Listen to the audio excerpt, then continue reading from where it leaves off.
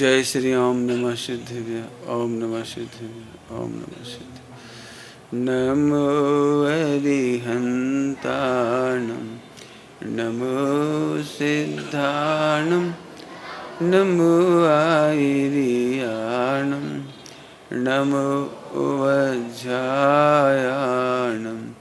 नमो लोये सबसाहूर्णम्।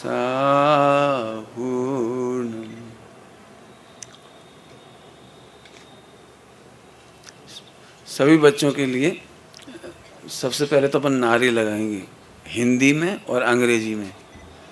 Ready? सभी लोग ध्यान से सुनना भैया। हम बोलेंगे 1 2 3 4, तो आप क्या बोलोगे? ये तो पुराना हो गया। अभी आज आप बोलोगे 7 तत्व का करो विचार। 1 2 3 4। अभी मैं कहूँगा 7 तत्व का करो विचार, तो आप 7 तत्व में नहीं अटकना, आप बोलना आत्म तत्व का करो विचार, जीव तत्व का करो विचार। समझ गए आप लोग? पहले हम 7 तत्व का विचार करते हैं, फिर आत्मा का विचार करते हैं। 1 2 3 4 7 तत्व का करो विचार। वेरी गुड, मजा आया? याद हो गया सबको? भूल जाना तो ठीक है।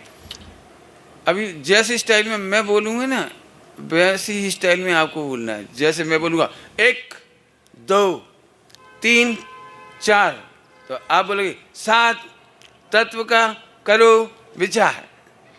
स्टाइल समझ में आ गया आपको? और मैं जोर से धीरे धीरे बोलूँगा तो फिर आपको जोर से धीरे धीरे बोलना है, और मैं धीरे से जोर जोर बोलूँगा तो आप धीरे से जोर जोर से बोलेंगे। जैसे 1 2 3 4 7 तत्व का करो विचार, ऐसे स्टाइल समझ गए आप लोग? परीक्षा ले लूं तो ठीक है। 1 2 3 4 1 2 3 4 1 2 3 4 7 तत्व का करो विचार। आत्म तत्व का करो विचार, जीव तत्व का करो विचार। बिल्कुल समझ में आ गया आपको? पक्का हो गया याद? अब स्टाइल नहीं समझाऊंगा, अब अगला नारा लगाएंगे हम। रेलवे स्टेशन पे ध्यान रखना भाई, वो पुरानी बात है, उनने उनका नाम लगा दिया, तुमने महावीर का नाम कर दिया, जैन धर्म का जय जयकार कर दिया। बात एक ही, लेकिन मज़ेदार ये लोग सुनेंगे तो उनको लगे ये क्या बोल रहे। तो 1 2 3 4 हो गया। 5 6 7 8। अभी मैं बताता हूँ आप क्या बोलोगे। 5 6 7 8 का मतलब ध्यान से सुनना। सम्यक दर्शन पहला पाठ, लेकिन मैं पहले बोलूँगा प्रभु का दर्शन, आप बोलेंगे प्रभु का दर्शन पहला पाठ। और जब मैं बोलूँगा प्रभु का दर्शन पहला पाठ, तो आप बोलोगे सम्यक दर्शन पहला पाठ। समझ गए आप? 5 6 7 8 5 6 7 8 5 6 7 8।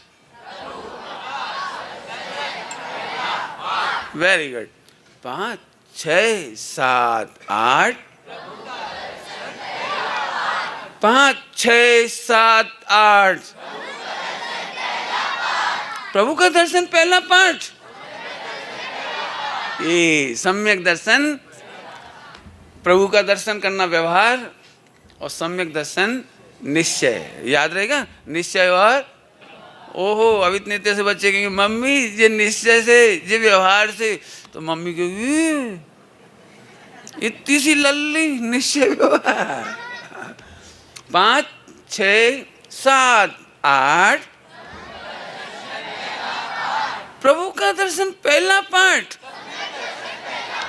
वेरी गुड, 2 बात हो गई। अभी 9 10 11 12। पहले आप क्या बोलते थे? आप लोग पहले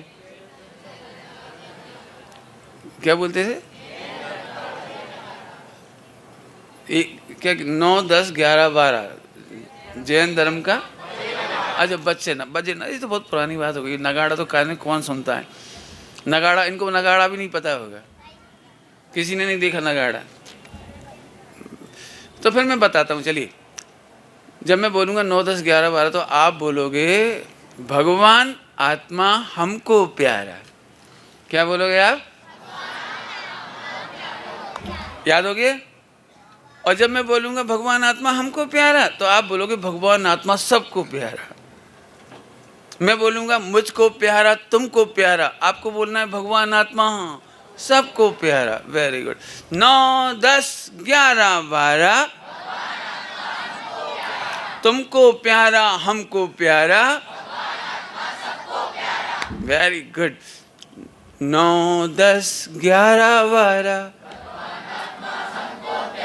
9, 10, 11, 12 9, 10, 11, 12 वाह, बहुत ही ये एक ही बार में सीख जाते हैं। इतने अच्छे बच्चे पूरे इंडिया में नहीं मिलेंगे। वाह रे वाह, सतपथ। बहुत बढ़िया। तो अब अपन आगे चलते हैं। 9, 10, 11, 12 समझ गए सब लोग? मुझको प्यारा तुमको प्यारा। अब इसमें स्टाइल भी कर सकते हो आप। मुझको प्यारा तुमको प्यारा, आप बोलोगे भगवान आत्मा सबको प्यारा। समझ गए? मुझको प्यारा तुमको प्यारा। वाह, भगवान आत्मा। Very good. जब 9, 10, 11, 12 हो गए तो अब 13, 14 का भी नंबर आएगा। हाँ, 13, 14, 15, 16 तो आप बोलोगे क्या? हाँ, मुझे भी नहीं पता। भगवान आत्मा मुझको बोला। सर्वज्ञ भगवान ने, महावीर भगवान ने भगवान आत्मा मुझको बोला। क्या बोलेंगे अपन? भगवान आत्मा मुझको बोला। 13, 14, 15, 16 13, 14, 15, 16 तुझको बोला मुझको बोला, तुझको बोला मुझको बोला, तुझको बोला मुझको बोला।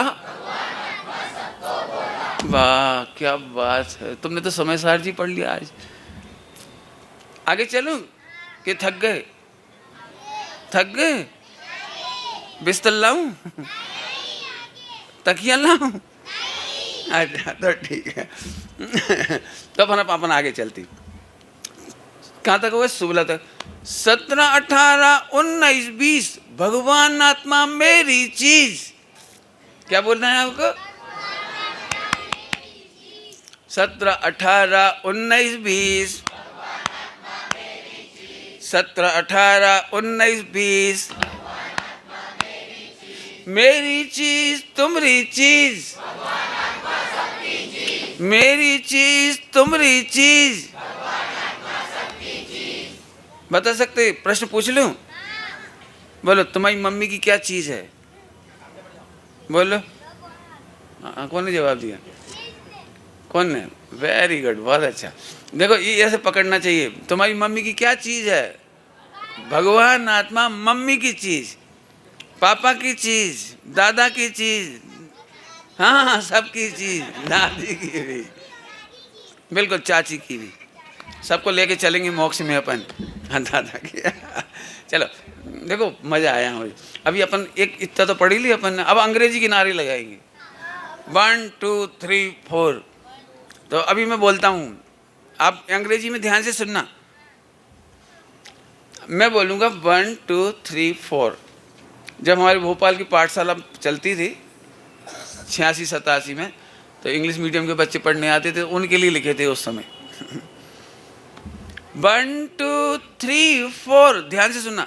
No soul more and more, no soul more and more, no soul, no sol.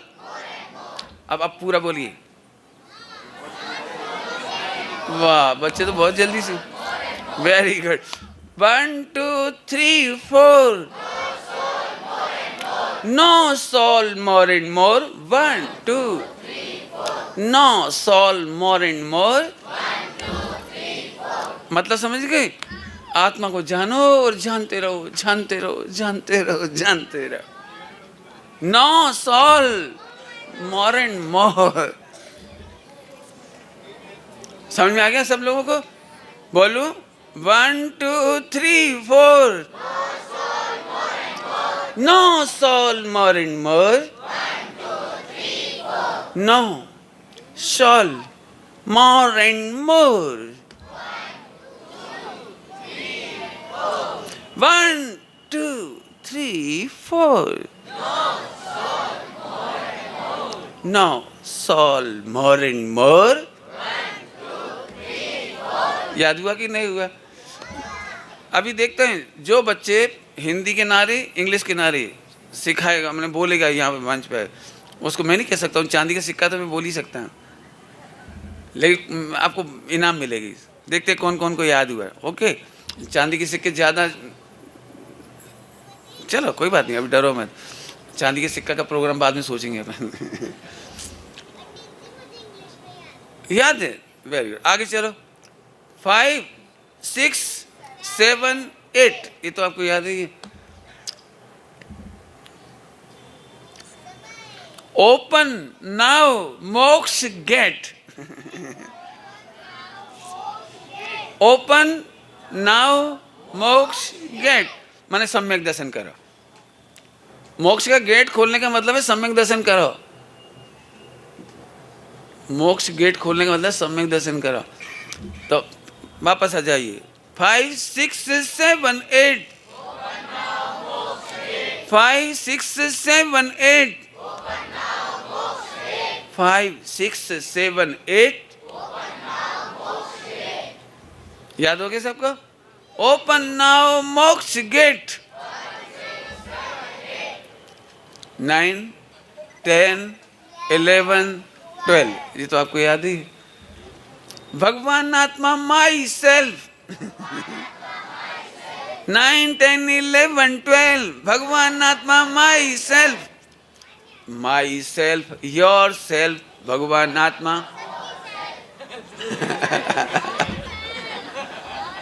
हाँ, ऑल सेल्फ, सब भगवान आत्मा। Very good.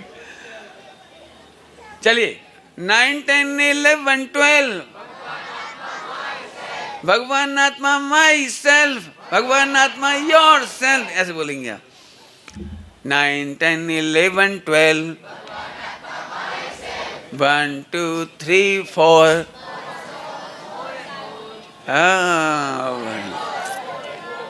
1 2 3 4 5 6 7 8 9 10 11 12। अब यहाँ तक आ गए अपन। अब 13 14 15 16, क्या बोलेंगे हम? 13 14 15 16।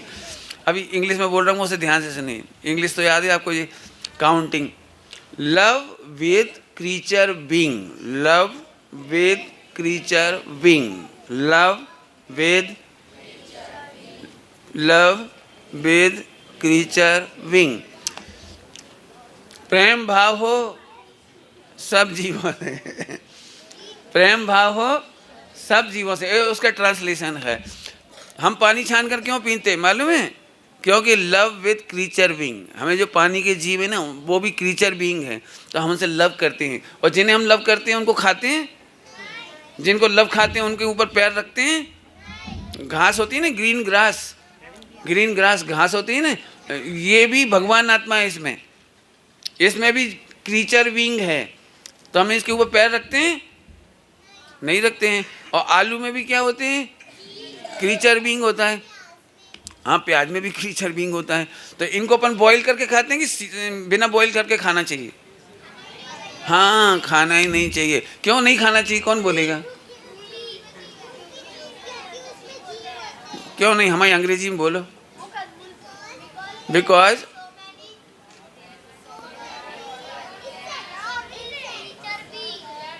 हाँ, कौन बोला? वेरी गुड, खड़े होके बोलो बेटे। हाँ, तू बोला बेट, बोल बोल, तुम बोलो। वेरी गुड, बहुत बढ़िया, सही बोला। हाँ, because I love with creature wing, ये उत्तर चाहिए था हमको। इंसेक्ट होती हैं तो सबको पता है। वेरी गुड, बहुत अच्छा उत्तर। इसके लिए 10 का नोट मेरी तरफ से, 10 का नोट मेरी तरफ से। और कोई नहीं देना, मैं दूंगा। हाँ, आपको समझ में आया कुछ? लव विथ क्रीचर विंग, आगे समझ में आपको? हाँ, आप नंबर कौन से बोल रहे थे? 13, 14, 15, 16। 13, 14, 15, 16। बहुत बढ़िया। अब 20 तक जाने में तो बड़ी टाइम हो गया, तो अपन एक शॉर्ट में निपटाते हैं। आफ्टर ऑल 20, आफ्टर ऑल 20, और क्या करें? यदि मैं कहूंगा विल यू से 24, तो मैं बोलूंगा I have no time more. तो आफ्टर ऑल 20, सुनना ध्यान से, वी विल सेव ह्यूमैनिटी। यदि वर्ल्ड में ह्यूमैनिटी, मानवता की कोई रक्षा करेगा तो हम करेंगे। मानवता की रक्षा कौन करेगा? We will save humanity. After all 20, we will save humanity. मैं बोलूंगा आफ्टर ऑल 20, आपको क्या बोलना है? समझ में आ गया आपको? और विल यू से 24, हाँ, I have no time more. एक और बोल दूं थोड़ा सा, मुझे बहुत पसंद है, 2 नारे और पसंद है, मैं बोल देता हूँ, बाद में आप याद कर लेना और अपने उसमें लिख लेना, क्या कहलाता, प्रोजेक्ट वर्क में सब बच्चे सजा सजा के लाना। What is here, what is there, भगवान आत्मा is everywhere. What is here, what is there, what is here, what is there. और एक और मुझे जो पसंद है, मुझे बहुत ही पसंद है, ईस्ट और west, soul is the west. East और west, soul is the west. East और वेस्ट। चलो, मेरी एक कविता तो हो ही गई है, मैंने बहुत सारी हो गई। हाँ, हिंदी वाली भी सुनाना पड़ेगी। अभी समय नहीं है, इसलिए मेरे को पाठ पढ़ाना जरूरी, मेरा टाइम भी होगा, और फिर आपके भी और कार्यक्रम है इसके बाद की, बस इसके बाद कोई कार्यक्रम नहीं। लेकिन 9:58 हो गए, मैंने 10 बजने वाली है। आपको तो कर लिया, मैंने तो नहीं किया। सभी बच्चे ध्यान से सुनेंगे, बड़े लोग भी ध्यान से सुनेंगे। मैं आज आपको भारतीय संविधान में 11 कर्तव्य और अधिकारों की चर्चा है वो पढ़ा रहा हूं। भारतीय संविधान में कानूनन आपके कर्तव्य और अधिकारों का वर्णन किया गया है। मैंने अपने हिसाब से ढाल करके आपको आपकी भाषा में समझाने के लिए कोशिश कर रहा हूँ। सभी लोग, बड़े भी सुन ले, छोटे भी सुन ले, क्योंकि बड़े ज़्यादा सुनेंगे तो बच्चों को समझा के रख सकेंगे घर में। आज आपको मैं 10-11 हैबिट्स के बारे में बताने जा रहा हूँ। 10 है हैबिट्स, उस सभी को समझनी है। दुनिया की सबसे बड़ी मिसिंग कह लीजिए, साइकोलॉजी कह लीजिए, गलत सोच कह लीजिए, वह है कि वो कर्तव्य नहीं करना चाहता लेकिन अधिकार चाहता है। सबसे बड़ी दुखद चीज़ है, सारा वर्ल्ड अधिकार मांगता है, कर्तव्य नहीं करता। बहू और बेटे कर्तव्य नहीं करना चाहते कि सास को निराकुल करें, ससुर को निराकुल कर देवें, उन्हें बहुत अच्छा कर देवें। बस अधिकार चाहते हैं, करोड़ों मिल जाए, सोना मिल जाए, चांदी मिल जाए। और यदि मम्मी पापा भरोसा करके सब दे दें तो मैं क्या कहूँ आपको, शायद 95% बेटे बहू ऐसे होंगे कि इसके बाद केवल एक ही माला फेरेंगे, कब निपटें, कब मर जाएं, या ओल्ड एज होम में पहुंचा दें, या अनाथ छोड़ देवें। माने बहुत बुरी दशा है इस समय भारत की। विदेशों की तो, विदेशों में तो खैर परिवार ही नहीं है। विदेशों में परिवार नहीं है मतलब समझते हो आप? 12-14 साल के बाद बच्चों के प्रति कोई केयरफुल नहीं होती। मम्मी पापा दोनों इतना अलगाव होता है कि मम्मी का जो अकाउंट का कोड नंबर होते हैं ATM वगैरह के, वो हस्बैंड को मालूम नहीं होता। हस्बैंड के एटीएम के कोड नंबर और जो क्या क्या होते हैं तुम्हारे जो अकाउंट की डेबिट क्रेडिट कार्ड पासवर्ड वगैरह, फ़ोन के पासवर्ड वगैरह, वो वाइफ को मालूम नहीं होते, क्योंकि उन्हें मालूम नहीं कब आधी रात को सरकार बन जाए, वो कल गिर जाए। माने उनकी सरकार ऐसी होती है, मैं इसको कहता हूँ स्टेपनी कल्चर। स्टेपनी की तरह होते हैं पति पत्नी, ना मालूम कब बदल जाए मन और कब इधर उधर हो जाए, और बच्चे इसमें तबाह होते हैं।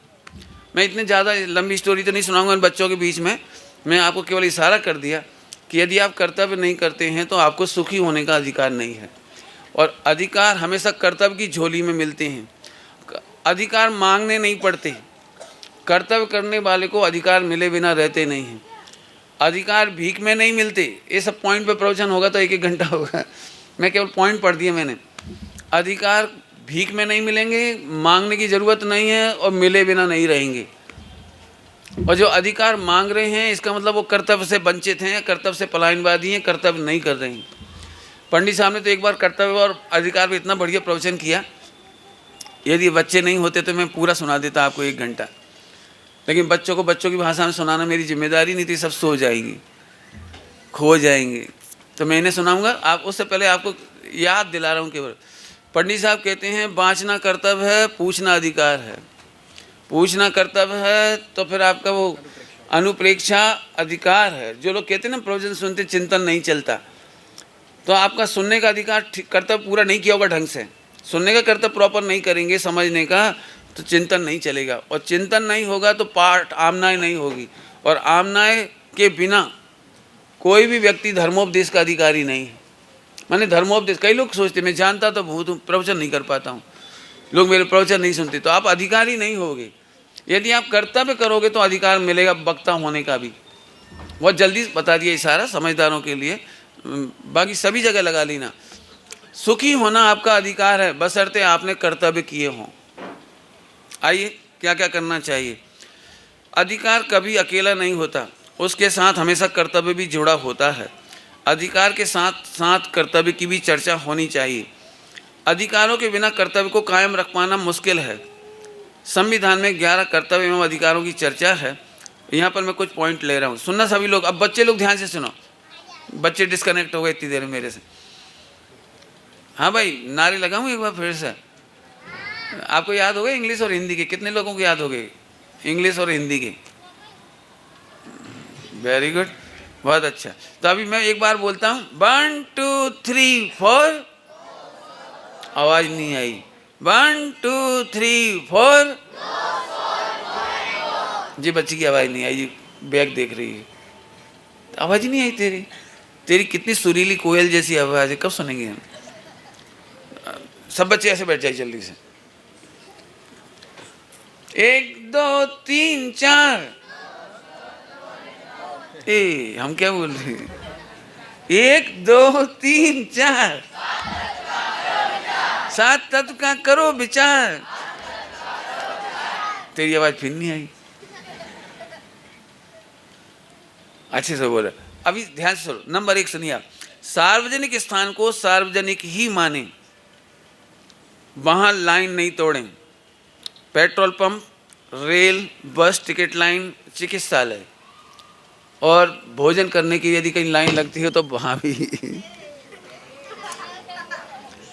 कोई बात।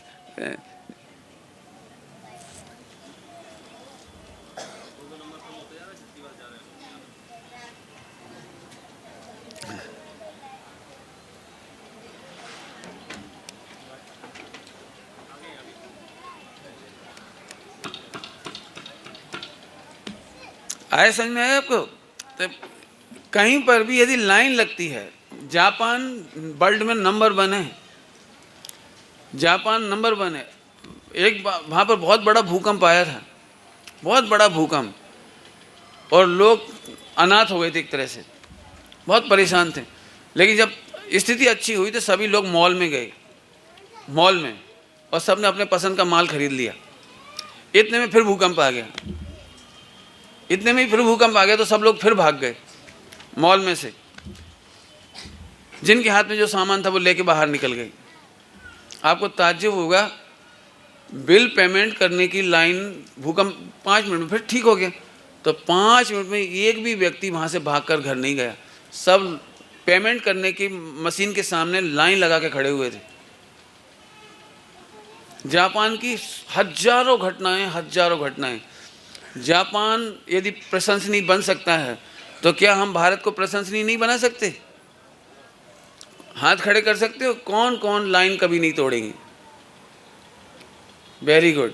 हम कभी चीट नहीं करेंगे, हम लाइन का इस्तेमाल करेंगे। Very good, thank you.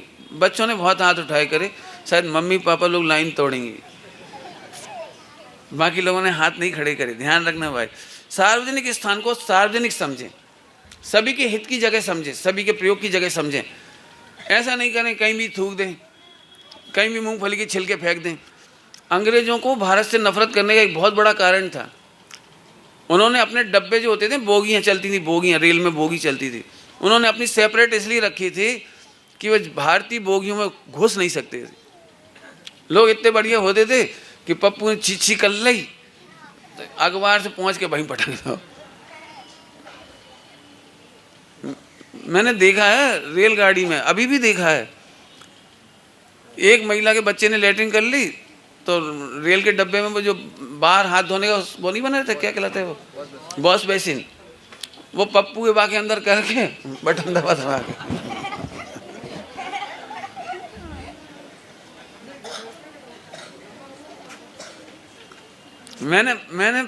मुझे हाथ धोने में अब वो लगता है कि इसके हाथ धोएं कि नहीं धोएं। कभी जरूरत पड़ जाए तो उसका पानी हाथ लगाने की इच्छा नहीं होती। भोपाल में मैं जहाँ रहता था, नीचे बहुत वैसा मोहल्ला था, अनपढ़ लोगों का समझ लीजिए बिल्कुल। तो 3 साल के बच्चे को लैट्रिन कर लिया उसने और हैंडपंप चलाया। उस दिन से मैंने पूरे इंडिया के हैंडपंप का पानी छोड़ दिया। मैंने पता नहीं सुबह कौन 5 बजे गया होगा लोटा पार्टी, उसी से उसने हाथ धो लिए होंगे।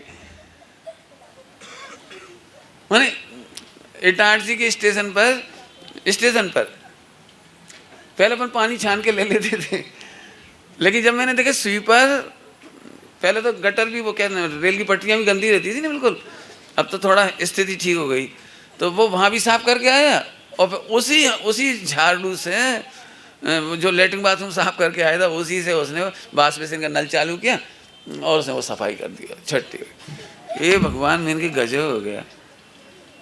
आप सार्वजनिक स्थान को सार्वजनिक समझें। दुबई की एक बात है, दुबई की रात को 2 बजे भी यदि वहाँ से गाड़ी निकलती हो, पूरा रोड खाली होता है और यदि रेड लाइट जलती है तो वो स्टॉप करता है, जंप नहीं मारता। आप लोग ध्यान रखना बेटे, जंप नहीं मारना अपने को। यदि आप चाहते हो ना हम भारत की सेवा करना चाहते हैं तो आप भारत की ख्याति मलिन मत करिए।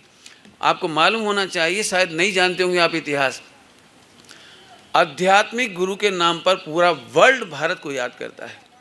महावीर भगवान 24 तीर्थंकरों, गौतम बुद्ध के लिए, कृष्ण के लिए, राम के लिए, आप कल्पना नहीं कर सकते। जब रामायण सीरियल चालू हुआ था तो भारत में ही कर्फ्यू नहीं लगा था, पाकिस्तान में भी टोटल कर्फ्यू होता था, सड़कों पर कोई नहीं निकलता था। जितनी उत्साह से, लगन से भारतीय लोगों ने रामायण सीरियल देखा था, पाकिस्तान की गली गली में वो देखा गया था। अरबी में, फारसी में, उर्दू में रामायण का अनुवाद हुआ है, गीता का अनुवाद हुआ है। कम से कम 60-70 लैंग्वेजों में रामायण और इनका ट्रांसलेशन हुआ है। माने पूरा वर्ल्ड, जब अध्यात्म का नाम आता है, आत्मा, जैसे आज हम भगवान आत्मा कहते हैं ना तो सबको सोनगढ़ याद आता है, कांजी स्वामी याद आते हैं, ऐसे विश्व में जब कहीं कोई आत्मा कहता है उसे भारत की याद आती है। आप भारत का यश मलिन मत करिए। हम भारत के विश्व के विश्व गुरु हैं, विश्व के, समझ गए आप? तो सार्वजनिक स्थान को सार्वजनिक समझें, वहाँ गंदगी नहीं फैलाएं, कचरा नहीं फैलाएं। घटनाएं बहुत सारी हैं विदेशों की, लेकिन इस समय भी सुनाऊंगा तो फिर आगे की चीज़ रह जाएगी। मैं चाहूँगा आप लोग ज़रूर अच्छा लिटरेचर पढ़िए और इसको सुधार करिए। नंबर 2, खाना आपका अधिकार है, मगर पीक थूकना या झूठ फैलाना ठीक नहीं है। खाना आपका अधिकार है, आप जरूर खाइए। मूंगफली, ध्यान रखना सभी लोग, मैं एक एक पर संकल्प कराना चाहता हूँ। जैसे एक संकल्प अभी कराए ना, लाइन नहीं तोड़ेंगे, जंप नहीं करेंगे ट्रैफिक लाइन पर। ऐसी दूसरी बात, प्रतिज्ञा कर लो, रेलगाड़ी में यदि आप खाते हो कुछ तो लोग मेरा खाना पीना देखते हैं। मेरे पास बाल्टी डस्टबिन बन जाती है कई बार। यदि मैं फल खाता हूँ शाम के टाइम तो सारे फल मेरे उसमें जाते हैं। मेरे पास कपड़े और राख होती है, राखोड़ी, वो दोनों चीज़ साथ चलती है। सब लोग देखते हैं हमारी खाने पीने की स्टाइल। मैं 3 बार फल धोता हूँ, कपड़ों से पोंछता हूँ, चाकुओं को धोता हूँ, पोंछता हूँ, प्लेट धोता हूँ, साफ़ करता हूँ, अपना मुंह साफ़ करता हूँ। पहले खाने से पहले, पीने से पहले, चाहे आप कभी भी पानी पिएं।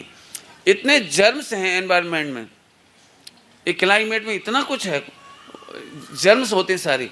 सबसे पहले मुंह धोना चाहिए। आप नहा करके आए और सीधा पानी पीने लगे, नहीं, नहाने का पानी आपके होंठों पे लगा हुआ है। वायुमंडल के बैक्टीरिया और कुछ भी हो सकते हैं।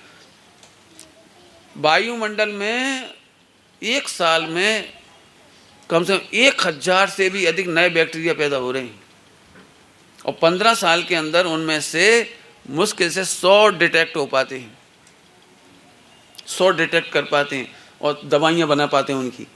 इसलिए मुंह धोना बच्चों को हैबिट में डालें। हाथ धोए बिना कभी कोई चीज़ नहीं खाएं। जैसे बाजार में आपने पिंड खजूर ली, पिंड खजूर, और वहाँ वैसे ही खाने लगे। फलों के ऊपर उसने कहीं का भी पानी डाल दिया, कहीं का भी, आपने लिया अमरूद, सीधे खाने लगे। नहीं, बच्चों में ये एटिकेट होना चाहिए। फल हों, मेवे हों, कोई भी चीज़ हो, हाथ डाला मेवे में और सीधे आपने काजू खाने शुरू कर दिए। आपको पता है काजू तोलते समय मजदूर लोग उनमें पैर रख करके खड़े होते हैं, बोरों में भरते समय अनाज में पैर रख करके खड़े होते हैं, वहाँ पसीना गिरता है मजदूरों का।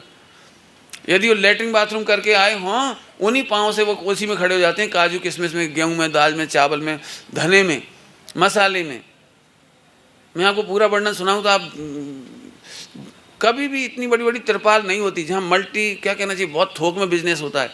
ये पूरे खुले पड़े रहते हैं, वहाँ सूअर घूमते हैं, कुत्ता बिल्ली घूमते हैं। उस गंदगी को धोया नहीं जाता, पोंछा नहीं जाता, ज़्यादा तो झाड़ू लगा के साफ कर देते हैं। इसके बाद वहीं पर धना, जीरा, मसाले, गेहूँ, दाल, चावल, ड्राई फ्रूट, किशमिश ऐसे पटकी जाती है और उनमें पैर रख के खड़े होते हैं और भरते हैं। ये आप कहीं भी जाके देख लेना। इसलिए हम कहते हैं धोए बिना, 3 बार धोए बिना मत खाइए। और बच्चे लोग ध्यान रखेंगे, कोई भी चीज़ धोए बिना मत खाइए। जब इतनी बात आ गई तो मुझे तो खास ये बतानी थी कि खाने के जो छिलके हैं वो आप पॉलीथीन में रखिए। विदेशों में तो फौरन जुर्माना होता है।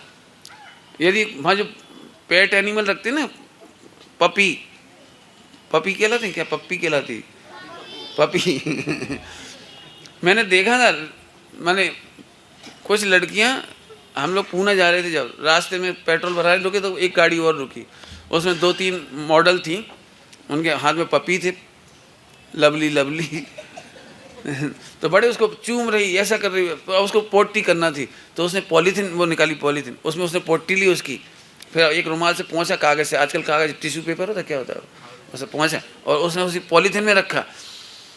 हाथ नहीं धोए, बस इतना गलती करी उसने भाई।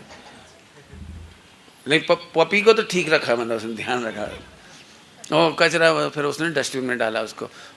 विदेशों में आप घूम रहे हैं, एक एक व्यक्ति, चाहे राष्ट्रपति भी पपी को लेके घूमेगा, कैट को लेके घूमती हैं कई महिलाएं, तो उनकी वो पॉलीथीन रखना कंपलसरी है जेब में। पॉलीथीन में कर दी उसने पोटी बगीचे में, तो उठा के रखना पड़ेगी आप। तो आपको इतना कहना है, रेलगाड़ी में कहीं भी इसको मैं अपनी भाषा में कहता हूँ डिस्पोज ऑफ करना सिखाइए बच्चों को कचरे का। भारत स्वच्छता अभियान की सभी जगह प्रशंसा हो रही है, लेकिन अभी भी हम देखते हैं कोई नाक, बच्चे ध्यान से सुनना है, नाक निकाली, ऐसे पहुँच ली, इधर लगा दी, उधर लगा दी। ऐसा नहीं करना जिंदगी में कभी। खाओ और छिलके उसमें डाल दो। यदि मीठे फल हैं आपके, मीठे फल, और आपने चक्कू छिलनी का इस्तेमाल किया तो तत्काल धो के रखो। ये मैनर्स सीखिए आप लोग। 2 पॉइंट हो गए। खाना आपका अधिकार है, लेकिन पीक थूकना, हर कहीं पीक नहीं थूकिए। और हो सके एक आध किसी ने थूक दी हो गलती से तो अपन सफाई कर दीजिए। मुझे बहुत अच्छा लगा, सूरत में जब भगवान का जुलूस निकलने वाला था तो जगह जगह कुत्ते की लेटरिन पड़ी थी और तमाम वो पड़ा हुआ था। फटाफट लोगों ने झाड़ू लेकर फटाफट सफाई करी, पूरे रास्ते झाड़ू लेके चले, सफाई कर दी, बहुत अच्छा लगा। सिखों के बीच में बहुत बड़ा काम होता है, जब उनके पंच प्यारे वो जुलूस निकलता है पूरा, लोग सफाई करते हुए जाते हैं सड़क पर। मैंने स्वच्छता हमें सीखनी चाहिए और इसका प्रयोग करना चाहिए। जूठन नहीं फैलाना, थोड़ा बच्चों को खाते समय थोड़ा सिखाना कि गिरना नहीं चाहिए, गिरा करके नहीं खाएं, छोटे पीस खाने की आदत डालिए और चबाने की आदत डालिए। 2 पॉइंट हो गए। तीसरा, संगीत सुनना आपका अधिकार है। मैं तो जरूर चाहूँगा संगीत सुनना चाहिए, लेकिन भोंडे गीत नहीं, पॉप संगीत नहीं, ढोंग ढोंग डिंग डिंग डिंग ढोंग ढोंग डिंग डिंग, क्या गा रहा है यही नहीं पल्ले पड़े। मैंने भारतीय संगीत, क्लासिकल संगीत, अच्छे भजन ये छोड़कर बच्चे अंग्रेजी में सुनते हैं। 90% लोगों से मैं पूछता हूँ जी तुम सुनते हो, समझ में आती है आपकी? तो पहले तो बड़े उसके ऐसे स्टाइल मार के यस, तो मैंने एक गाने का मतलब समझाने जरा, वो अब अटक गई गाड़ी। 90% लोग केवल दुनिया को ये बताने के लिए मैं भी इंग्लिश सॉन्ग सुनता हूँ, I like favourite pop. Pop में से थोड़ा वो हटा दो पॉप, हमें क्या जरूरत है? अच्छा संगीत जरूर सुनिए, लेकिन एक बात सभी सुनना ध्यान से, इसमें लिखा है कुछ, लेकिन दूसरों को डिस्टर्ब नहीं होना चाहिए। रेलगाड़ी में भी कई बार परेशानियां होने लगी, एक महिला मोबाइल में इतनी जोर जोर से बोल रही, फिर क्या कर रही तो लपटा बनेगा हो, ये भगवान इतनी जोर जोर से बोल रहे कि वो सीट वाले तो छोड़ो पूरा डब्बा सुन रहे। और इतने में एक महिला के बच्चे का छोटा सा पप्पू 4-6-8 साल का था, वो मचल गया, वो पूरी जोर से पूरी ताकत से भोंगा बजा रहा है।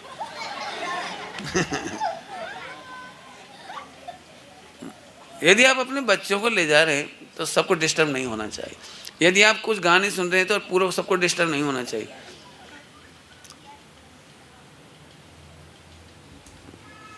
एक व्यक्ति सिगरेट पी रहा था तो पड़ोसी परेशान, तो बोले जी सिगरेट आपकी है कि किसी और की है? कि हमारी है। तो इसका धुआं कि वो भी मेरा है, तो फिर अपने ही तक रखो।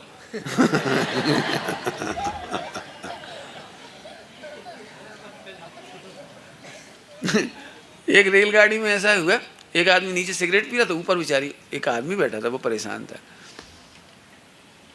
तो उसने नीचे टोका, भाई सिगरेट मत पियो, धुआं ऊपर आ रहा है। तो बोले आप साइंस नहीं समझते, धुआं हल्का होता है, ऊपर की ओर जाता है। तो ऊपर से पप्पू ने सूसू कर दी। ए जी क्या कर रहे हो? बोले आप नहीं जानते भारी चीज नीचे आती है।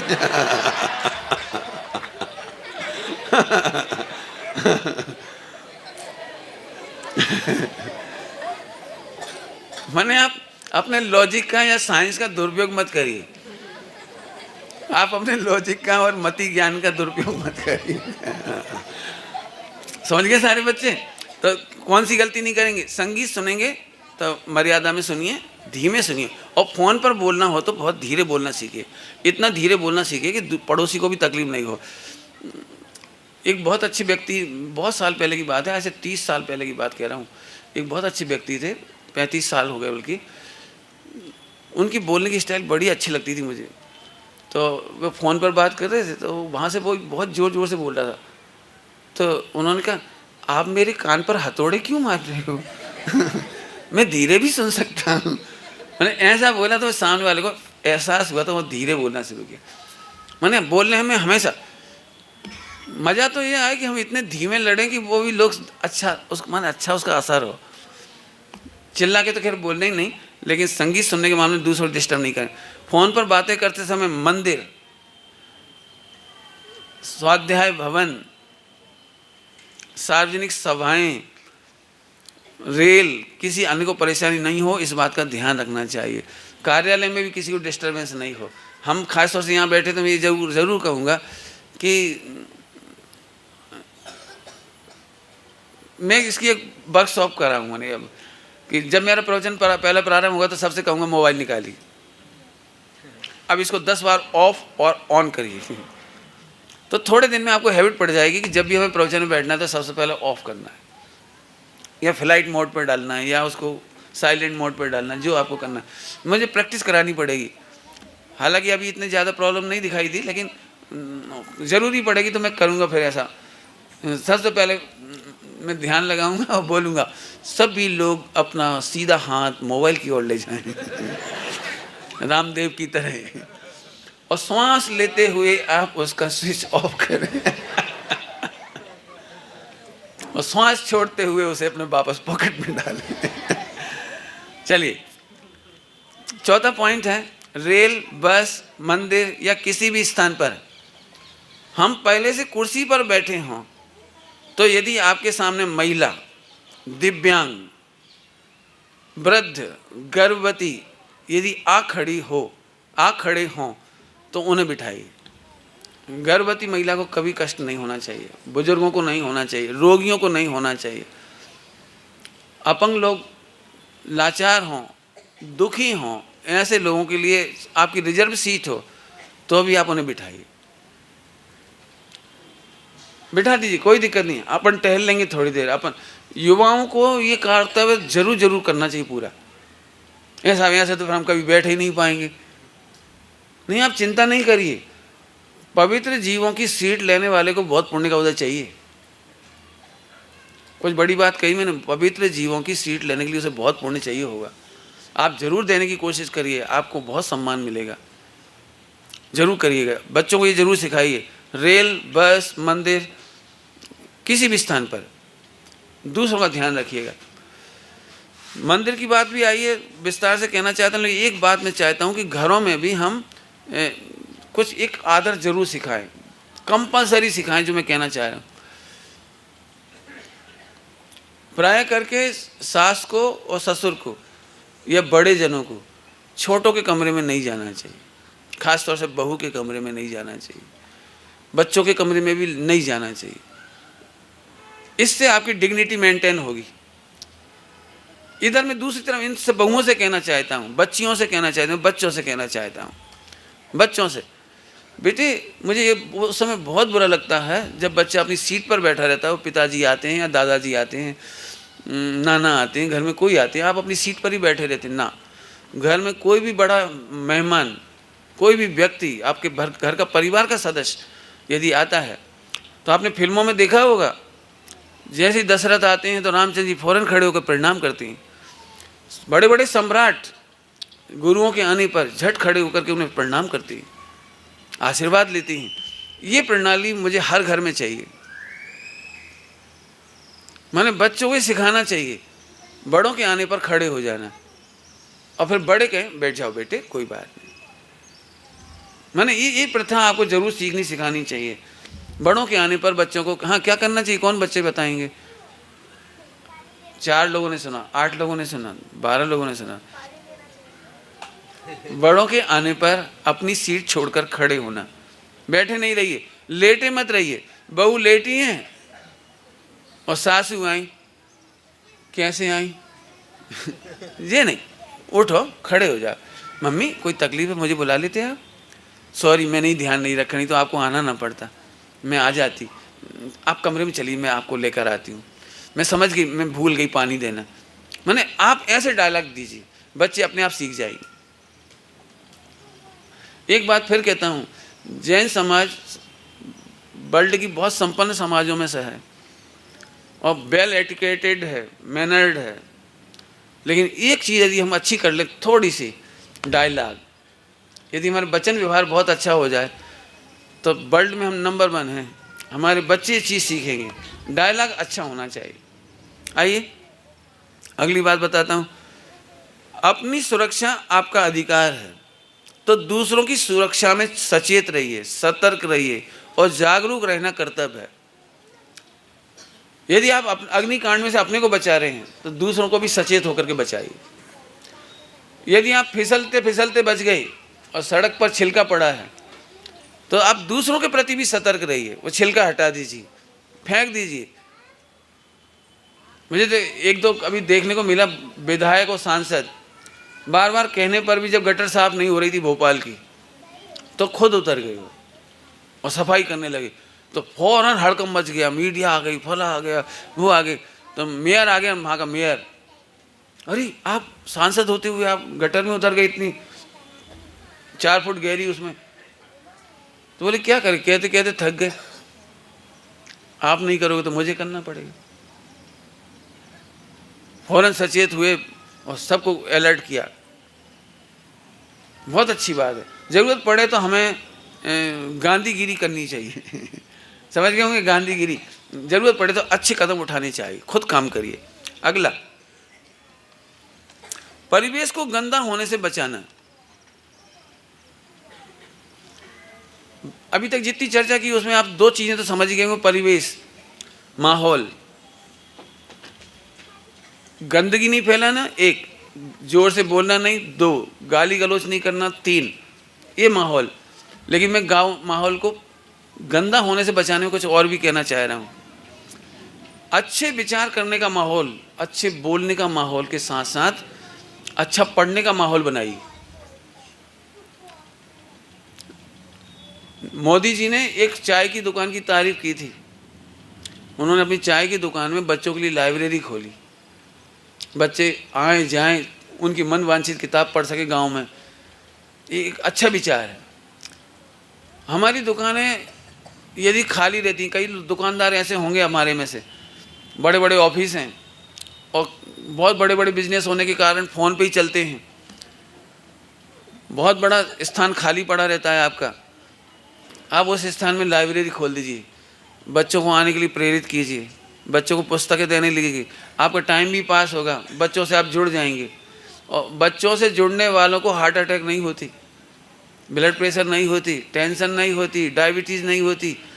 नेहरू जी हमेशा अपने आप को जवान कहते थे, हमेशा, और उनकी जवानी का मूल राज था, वे बच्चों में डाइल्यूट रहते थे।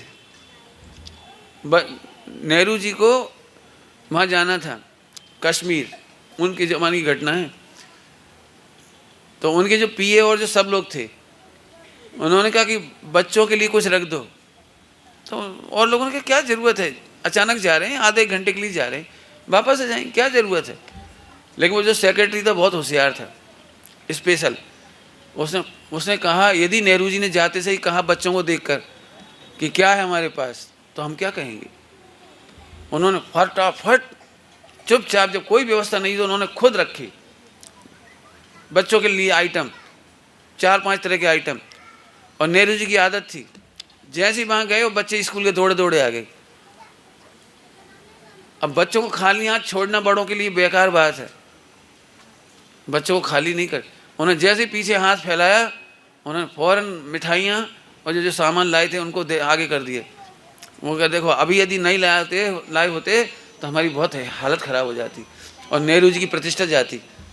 हम बड़े लोगों को भी सोचना चाहिए, होता होगा, आप लोग करते ही होंगे ऐसा। हम जब किसी के घर जाते तो अपने साथ टिफ़िन ले जाते हैं, मिठाइयाँ ले जाते हैं, कुछ ना कुछ लेके जाते हैं। यदि दौड़ता हुआ बच्चा आया तो आओ आओ बेटा, राजा बेटा, निकाला डब्बा खोल के, लो बेटा। ये दृश्य हमेशा याद रहता है। बच्चा आए और देख रहे अम्मा और मेहमान की तरफ, का लाए, कछु नहीं। तो इन बातों को ध्यान रखें। अच्छा पढ़ें, अच्छा विचारें, अच्छाइयाँ फैलाएं, दूर भगावें बुरी रीतियाँ और सुगध रीति का करें प्रचार। Very good. अगला है, तुम्हारे अधिकार की सीमा वहाँ खत्म हो जाती है जहाँ से मेरी नाक प्रारंभ होती है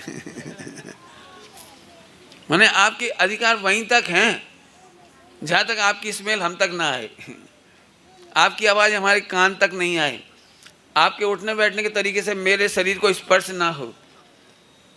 ये सब बच्चों को सीखने सिखाने लायक बात है। अपने अधिकारों का प्रयोग करने से पहले अपनी सीमा का सम्मान करना भी जरूरी है, ये नागरिकों का कर्तव्य है। अगली बात है, वाहन चला रहे हो सभी लोग, बच्चे ध्यान से सुनना, ऐसे बैठ जाओ 1 मिनट जल्दी से, बच्चों को ज़्यादा काम की बात बता रहा हूँ मैं, सभी बच्चियाँ भी बच्चे भी ध्यान से सुने, ऐसे बैठ जाइए। हाँ, इसको हाथ में रख लीजिए, इधर रख दीजिए, वहीं बैठ जाइए, उनको दे दीजिए भैया को। वेरी गुड, अब अच्छे से बैठ जाइए। सभी लोग ध्यान से सुनना, बहुत काम की बात। यदि आप वाहन चला रहे हो, वाहन चलाना आपका अधिकार है, कोई दिक्कत नहीं है। लेकिन सीमा का उल्लंघन नहीं करें। वाहन की स्पीड, बाय द वे, यदि गलत निर्माण हुआ हो फ्लाईओवर का तो 1 महीने के अंदर 2 कार पलट गई हैदराबाद में।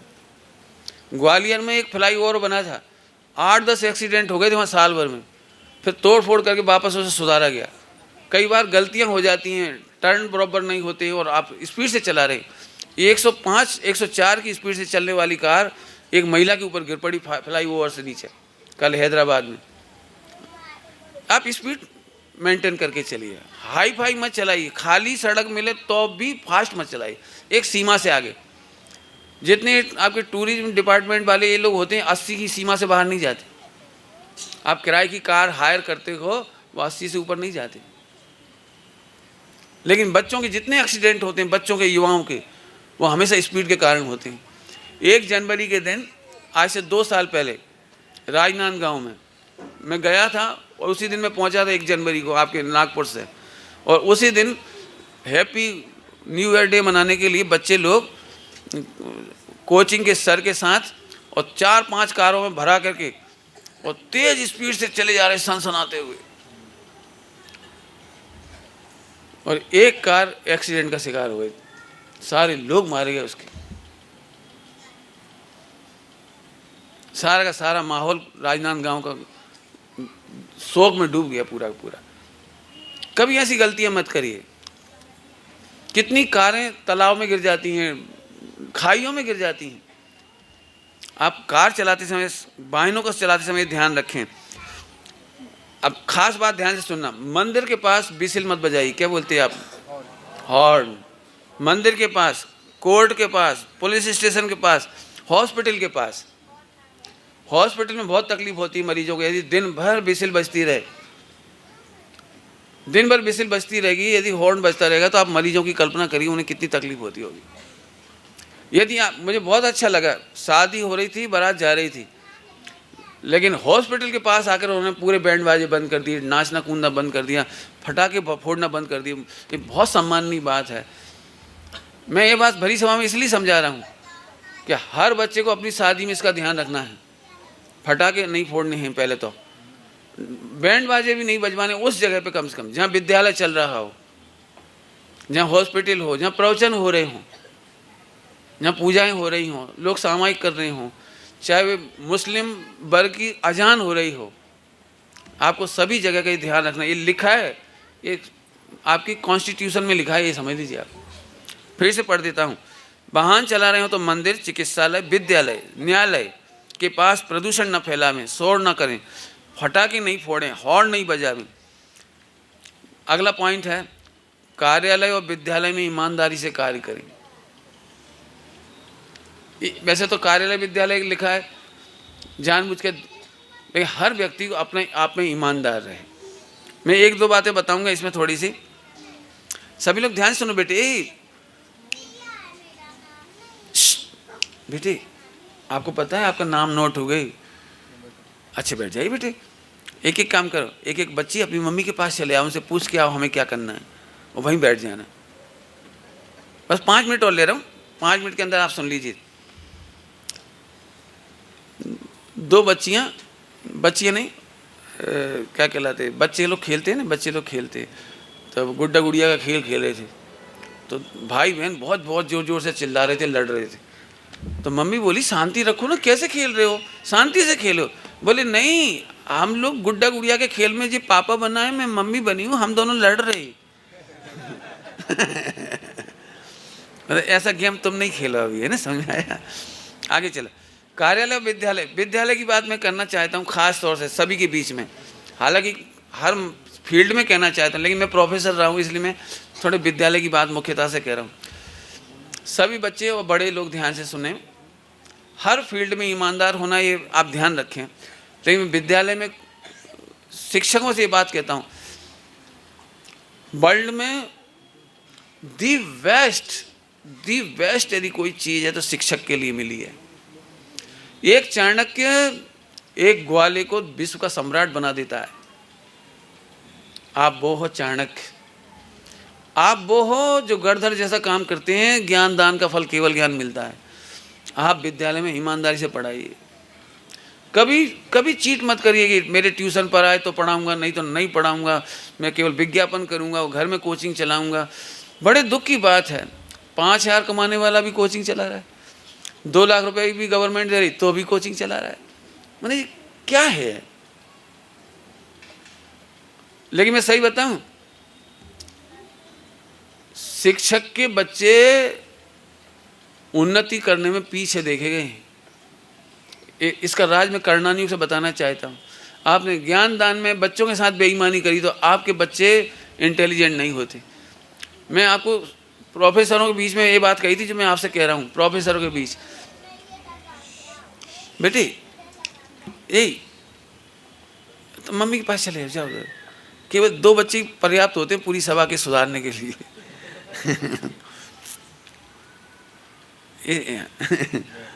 सुनना ध्यान से। मैंने कहा, मेरी फेयरवेल में ये बात मैंने बहुत विस्तार से कही। मैंने कहा आप काहे के लिए ट्यूशन करती? सुबह 5 बजे से लेकर 6 बजे से लेकर के रात को 12 बजे तक कोचिंग कोचिंग कोचिंग, लाखों करोड़ों रुपए कमा रहे। और 100% कॉमर्स के प्रोफेसर पेट से परेशान, खाने से परेशान, पैंक्रियाज से परेशान, एसिडिटी से परेशान। कार में चलना है, पैसा बहुत है, हर कमरे में टीवी दे दिया, बच्चे बिगड़ रहे। मैंने कहा तुम देख भी नहीं पा रहे तुम्हारा बच्चा कहाँ जाता है, क्या करता है, वो कौन सी फिल्म देख रहा है आधी रात को, तुम्हें ये तक पता नहीं है अपने कमरों में क्या कर रहा है, उनकी दोस्ती का है। मैंने तुम कमाने में लग गए तो तुम्हारी संस्कार। मैं सच कहता हूँ,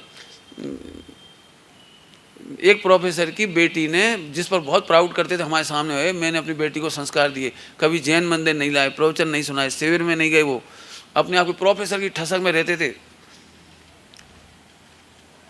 और उनकी बेटी जब इंटरकास्ट चली गई ना, तो इतने दुखी कि कॉलेज में पढ़ाने में उन्हें शर्म आती थी, बच्चों के से नाक मिलाने में, सब में चुप चुप रहते रहते रहते 2 साल के अंदर एक्सपायर हो गए।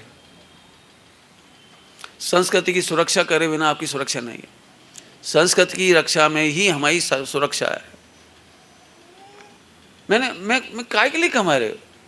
इतनी अच्छी जॉब है कॉलेज की, मैं नहीं करूँगा। प्रिंसिपल ने सबको नोटिस जारी किए तो उसमें मेरे नाम भी पे भी नोटिस आ गया। तो सब लोग तो खैर क्या जवाब दें, कैसे प्रिंसिपल को खुश करें, उसमें सोचने लगे। मुझे मिलते से ही 1 सेकंड देर नहीं हुई, सीधे प्रिंसिपल के ऑफिस में गया मैं। सर ये लेटर आपने मुझे इश्यू किया है। प्रिंसिपल का अगला सेंटेंस था, सॉरी जैन साहब, वो कॉपी लेटर वो सबके चक्कर में चला गया, ऑफिस में रिटर्न कर दीजिए आप। Thank you sir. मैंने कहा उस दिन ऐसा लग रहा था जैसे मैं वर्ल्ड कप जीत गया।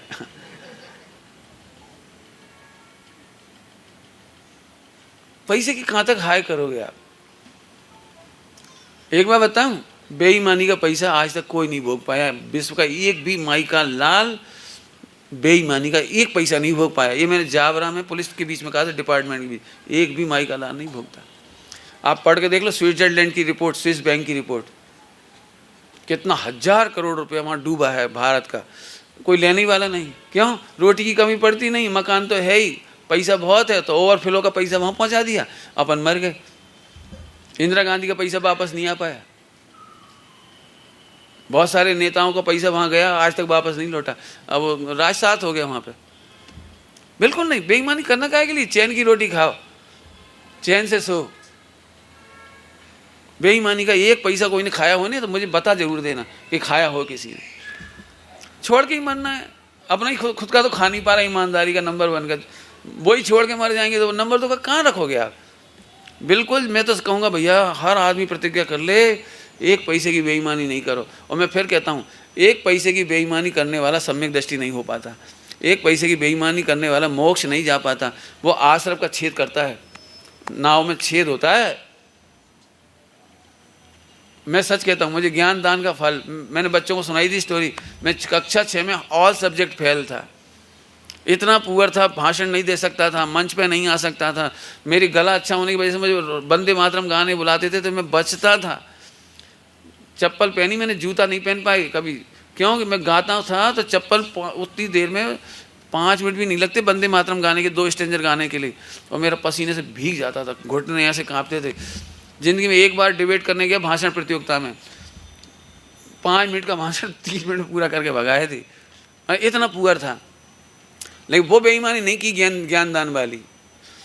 मैंने खुद बीकॉम फर्स्ट ईयर से जो मुझे समझ में आता था छात्रों को पढ़ाना, मैंने बताई इन बच्चों को सब बात, उसका फल मैं प्रोफेसर बन गया। पाठशाला में बाल बोध 1 से मैंने पढ़ाना स्टार्ट किया, समय सारजी तक पढ़ाया, उसका फल है आज मैं आपके बीच में हूँ। मैं फिर कहता हूँ, ज्ञान दान में बेईमानी कभी मत करना, नंबर 1। और बेईमानी चीटिंग कभी मत करो, इससे आपको कोई फायदा नहीं। सारी पंडिताई, सारी पढ़ाई लिखाई, सारी व्रत उपवास नियम संयम एक तरफ और चीटिंग एक तरफ, आपका सारा करा धरा बेकार चला जाएगा। इसे जिंदगी में कभी धोखा मत देना किसी को। अंतिम है, पड़ोसियों के साथ रहते समय झगड़े नहीं। रात्रि में या दिन में डीजे पर संगीत स्वर में, ऊंचे स्वर में नहीं बजाएं। आजकल ये डीजे बड़ा खतरनाक हो गया है। सड़क पर एक डीजे गुजरता है और पढ़ नहीं सकते, बातचीत नहीं कर सकते, हम कुछ अपना, कोई अपना गायन कर रहा तो नहीं कर सकता, म्यूजिक कर रहा हो तो नहीं कर सकता। कितने लोगों को कष्ट होता है, एकाग्रता भंग होती है। मैं तो चाहूँगा हमारे किसी घर में डीजे नहीं बजना चाहिए। पहले ही बता दिया, बाहर की ट्रैफिक में कभी आप सुनते हो तो बिल्कुल स्लो सुनिए। और एक बात याद आ गई ट्रैफिक के नाम पर, बच्चे बच्ची बेटे नकली मॉडर्न मत बनो और फंटासी दुनिया में मत जिंदा रहो। मुझे तब बहुत तकलीफ होती है जब हमारे बच्चे बच्ची वो कान में लगा करके, वो हेडफोन लगा के और बड़ी मॉडर्निटी के साथ कार चलाते हैं, या क्या कहलाता है वो तुम्हारा, वो मोटरसाइकिल चलाते हैं और बातें करते जाते हैं और एक फ़ोन ऐसे दबा लेते हैं। एक दिन की एक ही गलती बहुत महंगी पड़ेगी आपको। क्या कहलाते वो, 100 सुनार की तो 1 लोहार की। एक घटना बहुत है, आपकी हड्डी पसली टूट गई, कमर की हड्डी टूट गई, स्लिप डिस्क हो गया, हाथ पैर टूट गए, एक घटना बहुत है। आप कभी नहीं नेवर कभी कान में लगा के मत चलाओ। फ़ोन पर आपको 1 मिनट रुक जाइए, और नहीं तो फ़ोन को हमेशा वो क्या कहलाता है, फ्लाई मोड, उसमें डाल दीजिए, चलते ही समय डाल दीजिए। हमें नहीं सुनना रास्ते में। आप अपनी ज़िंदगी से खिलवाड़ नहीं कर रहे, ध्यान रखना। आपकी ज़िंदगी में कुछ होता है तो आपके मम्मी पापा प्रभावित होते हैं, आपके बच्चे प्रभावित होते हैं, आपकी पत्नी प्रभावित होती है, आपके बहुत सारे मेंबर्स आपसे प्रभावित होते हैं। इसलिए ज़िंदगी में ये गलतियाँ नहीं करना। बच्चों के बीच में बड़ों को भी बताइए ये बात, सभी लोग अपने अपने स्तर पर सुधार करें।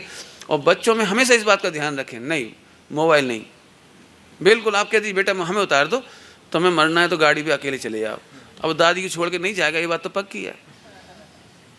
बिल्कुल, मतलब हमको इसको चेक करना चाहिए। मैंने आज कर्तव्य और अधिकारों की बातें की हैं। अब समापन है मेरा, अंतिम पीरियड, अंतिम क्षण।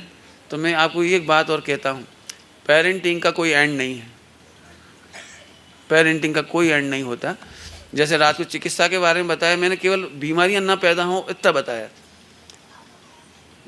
मैंने बहुत सारा बाकी है, उसे आपको जानने की जिज्ञासा करना चाहिए। जो महिलाएं कई बार अवकाश के समय में बोर हो जाती है तो बहुत सारे काम करती हैं, अवकाश के समय के लिए अपने घर में साहित्य रखिए। ऐसा जनरल साहित्य जो पेरेंटिंग रिलेटेड है, जनरल हेल्थ रिलेटेड है, आप उन 3 दिनों में 4 दिनों में वो चीज़ पढ़ो। विकथा मत करो, टीवी मत देखो। गर्भवती महिलाएं हो, टाइम पास, बीमार हो, आप बेड रेस्ट पे हो, बने रहो, कोई बात नहीं। लेकिन टेलीविजन देख देख करके ऐसे संस्कार मत डालो जो बच्चे में चला जाए। अच्छी बातें करो, अच्छा साहित्य पढ़ो। मैं तो ये चाहूँगा कि हर बहन उन दिनों में पुराण पढ़ें, ताकि हीरो अच्छा दिखाई देगा आपको तो उसके संस्कार आ जाएंगे आपको। बस शॉर्ट में इतनी बात कही है, इनका एंड नहीं है। आप भी खोजिए, पढ़िए। मेरा ये लेख कभी अंतिम नहीं होता, हमेशा अपडेट होता ही रहता है, उसमें और नया नया जुड़ता जाता है। मैं अभी रास्ते में इन बच्चों से यही कह रहा था, विचार विश्व की सबसे बड़ी पूंजी होते हैं। हम चले जाएंगे लेकिन विचार रह जाएंगे। इन विचारों को कोई और पल्लवित करेगा, इन विचारों को कोई और पल्लवित करेगा। आज समय सारजी परमागम पल्लवित हो गया, आचार्य अपने पूज्य गुरुदेव श्री मिल गए हमको। टीकाओं के द्वारा अमृतचंद स्वामी, जयसेन स्वामी के द्वारा उनका पल्लवन हुआ। पंडित टोडरमल जी साहब जिनकी आप मनाने जा रहे हो, 320 शताब्दी, कहने का मतलब है इन्होंने सब काम किया है। आप सब भी अच्छे विचारों को लिखना सीखो, मॉडिफिकेशन करना सीखो। और एक बात, प्रश्न आया था मेरे पास, सबको जवाब देना, इसलिए 2 मिनट वो भी दे देता हूँ। कई लोगों के प्रश्न हैं, आपने बातें तो बहुत अच्छी बताई, लेकिन प्रैक्टिकली कैसे करें, प्रैक्टिकली गुस्सा कैसे रोकें, प्रैक्टिकली और हम अपने जज्बातों को कैसे रोकें, अपने सुधार कैसे करें। क्योंकि पर उपदेश कौशल बहु तेरे, ऐसी बातें तो हम रोज़ सुनते हैं, आप अच्छा करो अच्छा करो अच्छा करो, करें कैसे। तो बच्चे लोग जरा एक बार फिर से अच्छे बैठ जाओ बेटे, सुनना ये लाइन तुमको, इसलिए तुम्हें बिठा रहा हूँ। सब बड़े लोग तो सुनेंगे, लेकिन आप लोग बहुत ध्यान से सुनना, बच्चे लोग। और मेरे को हाथ खड़े करके बताना कितने लोग ढंग से सुन रहे हैं, हाथ खड़े करना जरा, कितने लोग ढंग से सुन रहे हैं, सुन रहे हैं, वेरी गुड। अब आप अलर्ट रहिए, मैंने आपको रिफ्रेश कर दिया। अब मैं आपको बता रहा हूँ ये बात, बहुत ध्यान से सुनना, टाइम नहीं है इसलिए 1 मिनट में कहनी मुझे ये बात। आप अपने विचारों को अल्टीमेट कभी नहीं माने, वचन को अल्टीमेट नहीं माने, और काया की प्रवृत्ति चेष्टा को अल्टीमेट नहीं माने, अंतिम नहीं माने। आप विचार कर रहे हो तो विचार कोटि में उसे 3 दिन रखिए, सोचते रहिए क्या ये सही है, सामने वाले के बारे में जो इमेज बना रहा हूँ वो सही है, मेरे दिमाग में जो कोलाहल चल रहा है, आक्रोश चल रहा है, क्या वो सही है। 3 दिन तक ले आइए आप उसको, ब्रेकअप करते करते करते करते। वचन, डिबेट में आपने भाषण दिया, अब आप सोचिए क्या इससे अच्छा और बोला जा सकता था, इस सेंटेंस के स्थान पे कोई अच्छा होना चाहिए था, गड़बड़ है कुछ।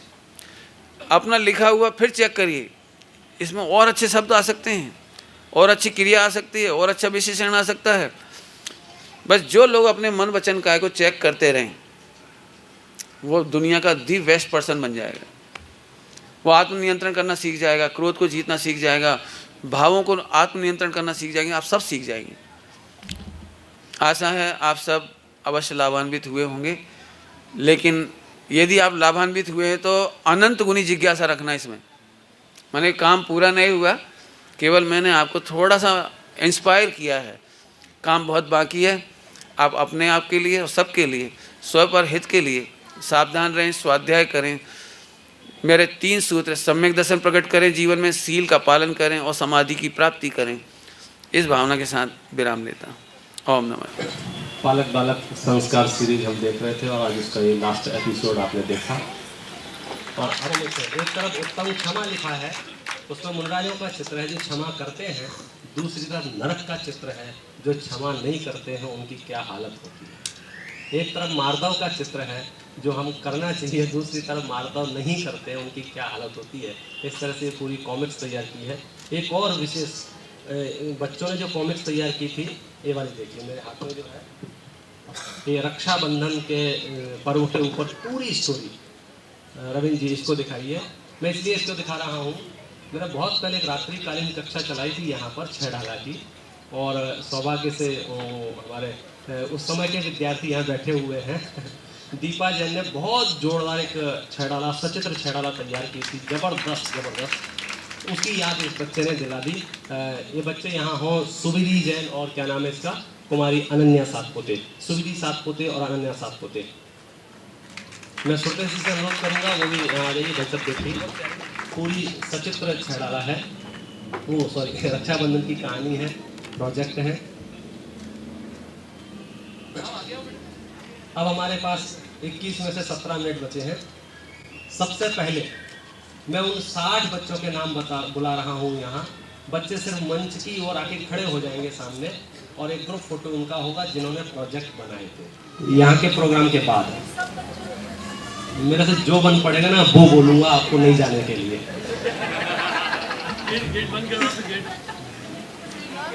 नहीं कोई जा नहीं रहा, वो तो मजाक कर रहे थे ऐसे। सब आपके ही बच्चे हैं। आगे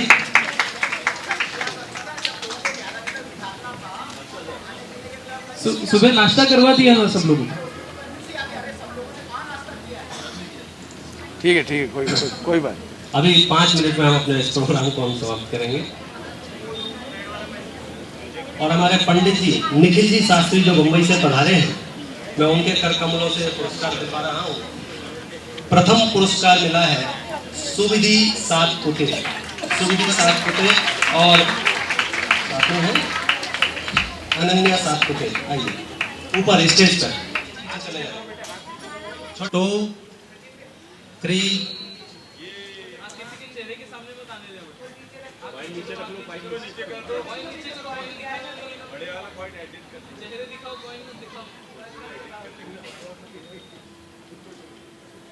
आपको नहीं लगाऊंगा इस पूरे प्रकरण में। पिछली बार हमारे पास 45-46 नाम आए थे और बहुत लोगों ने बहुत सहयोग किया था, जिससे लगभग 1.5 साल ये गाड़ी आगे बढ़ गई। और कल मैंने एक सूचना दी थी कि हमारे पास जो आपने फॉर्म भर के दिए थे, नाम लिख के दिए थे, वो नाम मिसप्लेस हो गए हैं, इसलिए कृपया करके वे नाम जरूर लिखा देना। और भी किसी की भावना हमने वहाँ बोर्ड पर लिख रखी है। क्या पाठशाला का अगर संरक्षक बनना हो, लंबे टाइम तक चलाने की भावना जिनकी है, वे 1 लाख रुपए में संरक्षक बन सकते हैं, 51,000 में सहयोगी बन सकते हैं, 21,000 में उसमें और राशि किया हुआ है, और सबसे कम राशि जो है 12,000 की है। उसके बाद एक बच्चे का 1 साल का खर्चा लगभग 5,000 रुपया है। तो आप कुछ नहीं कर सकते हो तो एक बच्चा आपने अपने गोद ले लिए, तो हमारे 150 लोगों ने गोद लिए, तो 1 साल भर पाठशाला तो यूं ही चल जाती है। इसलिए आप अपनी भावनाएं तत्काल पकाएं। हमारे पास 2-3 मिनट से ज़्यादा का समय नहीं है। अपनी नाम लिखा दें। हेलो, जैसे अपने वो समोसरण, वो क्या कहलाता, समोसरण लगता है ना, तो उसे इंद्र आती है, तो अपन 100 इंद्र बना लेते तो 1 करोड़ मिल जाता है। मेरी इसकी स्कीम तो ये है कि कोई पाठशाला के लिए कुबेर बनाया जाए, जो 5 लाख रुपया दे वो 5 साल के लिए कुबेर, 2 लाख रुपया दे तो उप कुबेर। मतलब ये तो मेरी विकल्प है। मुझे एक महिला की याद आ रही है इस समय, उनकी वसीयत उन्होंने लिखी है, होशंगाबाद में है, तारण समाज की महिला है। तारण समाज के होने पर भी उनका नाम है दिगंबर सुभाष दिगंबर कहलाते, उनकी मिसेज हैं। उन्होंने ये कहा है कि मेरे मरने पर कोई तेरही नहीं करना, कुछ नहीं करना, कोई कार्यक्रम नहीं करना, और मेरे सब बंटवारा कर दिया, सब बच्चों का सबका हिसाब कर दिया है, मेरे हिस्से की राशि से केवल पाठशाला चलाना, और वहाँ पर हमेशा उनके पैसे से पाठशाला शिविर लगते हैं और लगते रहेंगे। बहुत बढ़िया है। हम धन का सदुपयोग करना जरूर सीखें। मैं एक बात बोलूँ आपको, थोड़ी बुरी तो लग सकती है किसी को, मैं सम्यक शिखर जी में 1 रुपया नहीं डालता, क्योंकि वहाँ अरबों रुपए की समुद्र है। ऐसे कितने स्थान हैं, कितने जहाँ पर अरबों रुपए आती हैं अतिशय के नाम पर, चमत्कार के नाम पर।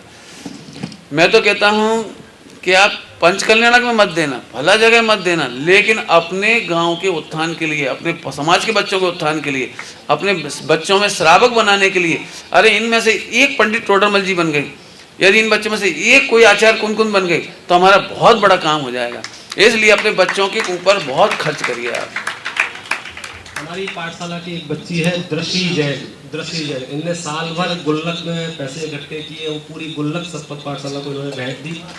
एक दीपा जैन की बच्ची है, उसने हमारे तब तक मैं आपको कुछ सूचनाएं दे रहा हूँ बहुत महत्वपूर्ण, आप दिमाग में लिख लेना। 1 तारीख से 5 तारीख तक श्री सिद्ध चक्र मंडल विधान माहेश्वरी भवन में रखा गया है। 21 सॉरी मैं क्षमा करना, समय सार विधान, जिसके गीत हम और आप सब गाते हैं, और विधानाचार्य आपको बता दूंगा तो आप दौड़े दौड़े आएंगे पंडित संजय जी जेवर, जो कि यहाँ आएंगे कोटा से।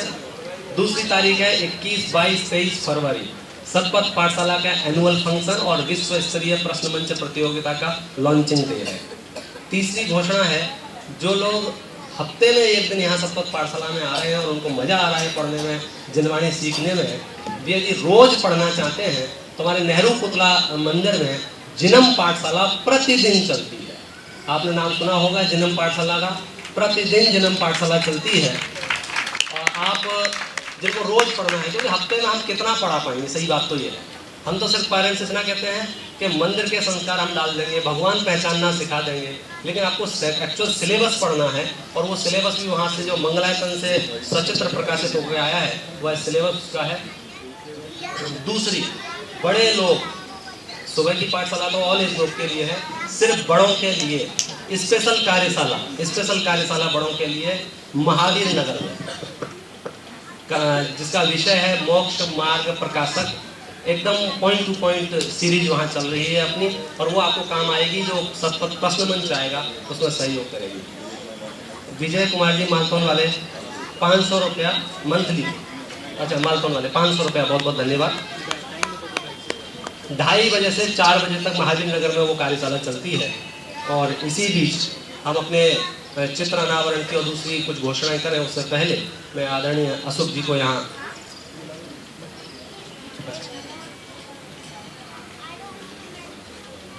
श्रीमती सुधा जी के नाम से, अच्छा मम्मी जी, अभिषेक भैया के मम्मी जी श्रीमती सुधा जी की तरफ से 500 रुपये पर मंथ आजीवन। आजीवन मतलब ऐसा नहीं है पाठशाला बंद हो जाए फिर हम लेते जाएं। आजीवन मतलब जब तक पाठशाला चलेगी तब तक। बोलो महावीर भगवान की जय। श्री आर के जैन जो बम्बई से आए हैं, मैं निवेदन करूँगा कृपया मंच पर आए, हम उनका स्वागत करें। आर के जैन साहब और ट्रस्ट के हमारे मंत्री जी अशोक भैया और सुधीर जैन, उनका स्वागत करने के लिए आप लोग आइए। आइए सर। इसके साथ ही डॉक्टर ऋचा जैन, सुधा जैन, संकेत जैन, अर्पित प्रफुल्ल जैनी, प्रिय दर्शन, रमेश भाई जी, बस देखो कृपया सभी लोग आ जाए ताकि ये इनका स्वागत हम कर दें। और बाद में कार्यक्रम हमारा 5 मिनट का वहाँ पर प्रांगण में होगा। प्रेम जैन जी, भाई बाबूजी कहाँ गए? बस अब मैं प्रेम जैन जी बाबूजी आप आइए। जब तक ये स्वागत कराने आ रहे हैं मैं अपने बच्चों वाला कार्यक्रम पूरा सिर्फ 3 अशोक भैया आइए ना, स्वागत करें। जो 3 बच्चों को पुरस्कार देना है मैं वो दे देता हूँ ताकि बच्चे हमारे निश्चित डॉक्टर ऋचा जैन,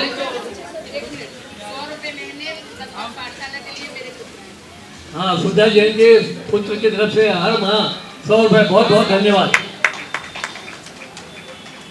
ये जो चित्र का अनावरण है मैं नाम पढ़ रहा हूँ। डॉक्टर ऋचा जैन, सुधा जैन, संकेत जैन, अर्पित प्रफुल्ल जैनी, प्रिय दर्शन जी, रमेश भाई जी। हमारे आज के विषय बाबू जी आइए। जो लोग स्वागत कराने आ रहे हैं उनसे अनुरोध है हमारे बच्चों को, मंत्री महोदय हमारे अशोक भैया, सुधीर जैन, हमारे बच्चों को पहले पुरस्कार दे देगा। मैं सबसे पहले आवाज दे रहा हूँ सुविधि सातपुते। सुविधि सातपुते आ जाइए। और विनय, सुविधि सातपुते। दूसरा है काजल जैन और रिदित जैन, ये सेकंड नंबर मिला है इनको। काजल जैन करना है, काजल जैन, रिदित जैन, ये द्वितीय पुरस्कार काजल जैन और रिदित जैन। तृतीय पुरस्कार है श्री जैन। श्री जैन आए हैं, तृतीय पुरस्कार इनको मिला है श्री जैन को। बहुत अच्छे इन्होंने 10 लक्षण महापर्व के बनाए थे। और अब मैं 10 लक्षण वो रक्षाबंधन पर्व के जो बनाए थे, सुविधि सातपुते और अनन्या सातपुते, इनको फिर से देना है। ये 2 बार इनके बनाए थे, सुविधि सातपुते और अनन्या जैन। आइए आगे बच्ची, यस इसको भी देना है। ये लो सार्थक जैन, इन्होंने रक्षाबंधन पर्व का बहुत बड़ा मॉडल बनाया था। सार्थक जैन जो कि हमारी अध्यापिका के सुपुत्र हैं। आए हैं यहाँ? नहीं आए हैं? उनको अध्यापिका आप ले लीजिए। सौम्या जैन और दृषि जैन, इन्होंने भी जोरदार बनाया था, प्रोजेक्ट बनाया था, मॉडल बनाया था। और अभी हम ये सैनिक पुरस्कार दे रहे हैं जिन बच्चों ने एक्चुअल मेहनत की है। हम एनुअल फंक्शन में जो गोल्ड और सिल्वर की कॉइन देते आए हैं वही देंगे। ये तो हमने आपको एक ट्रायल बीच में जो है सौंफ इलायची जैसा मुखवास।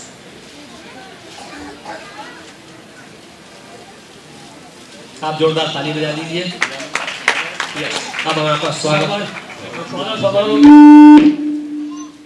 हमारे आर के जैन जो हमारे खास मुंबई से आज कार्यक्रम बता रहे हैं, उनका स्वागत करेंगे। हमारे मंत्री महोदय सुधीर जैन और प्रेमचंद बाबू जी, जोरदार तालियां बजाएं भाई। ये चली आ रही है भाई, सुधा जैन, ऋचा जैन, संकेत जैन, अर्पित प्रफुल्ल जैनी, प्रिय दर्शन और रमेश भाई जी, जल्दी आइए आपको स्वागत। इसके साथ भी अभी हमारा झंडा वंदन पर जो छत पे 5 झंडे हैं, झंडा वंदन के लिए डॉक्टर सुरेश जैन, सोनू मोदी, नितेश जैन, अनिल होटल, ऋषभ जैन, सिंगोली और निखिल। बढ़ो बढ़ जा बेटा, अभी उनका 5 मिनट। निखिल जैन, चलो दर्शन करना। आप लोग भी आ जाओ, आपका 2 मिनट का स्वागत करके फिर हम कार्यक्रम चलेगा। डॉक्टर सुरेश जैन, सोनू मोदी, नितेश जैन, अनिल होटल, ऋषभ जैन, सिंगोली और निखिल जैन, सुनील होटल।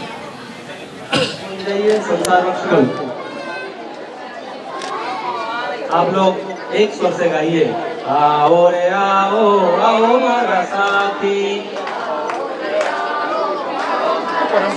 और किसको स्वागत करा रहे हैं जल्दी आओ। सम्यक दर्शन प्राप्त करेंगे, सात भयों से कहीं करेंगे, सात भयों से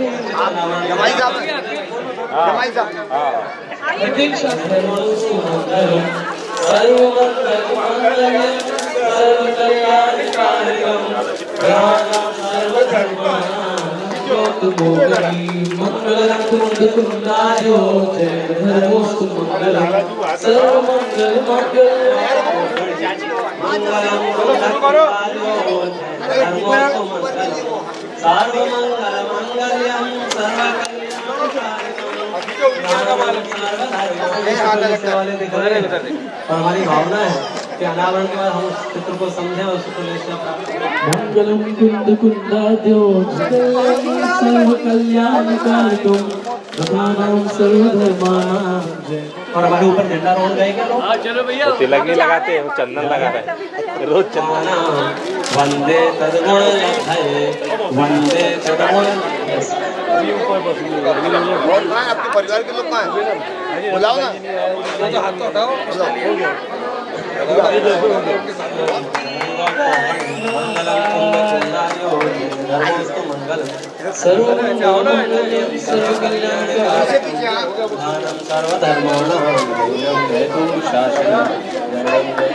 स्वागत कीजिए।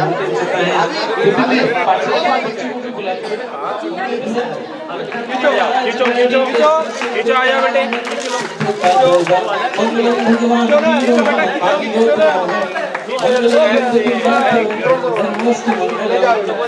सर्वमंगलम सर्वकल्याणकारकम प्रधानम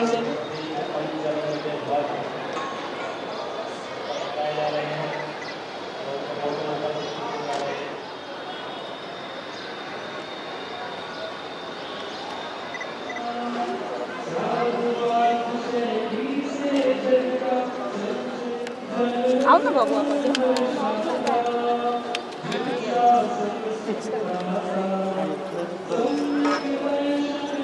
आपण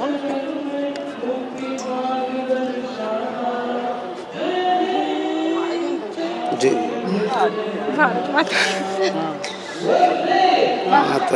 वंदे वीरम वीरम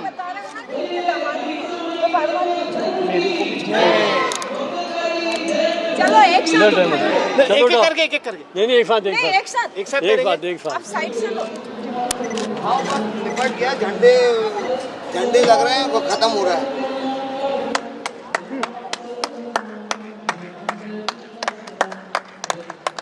हाँ चलो ठीक है ना भैया।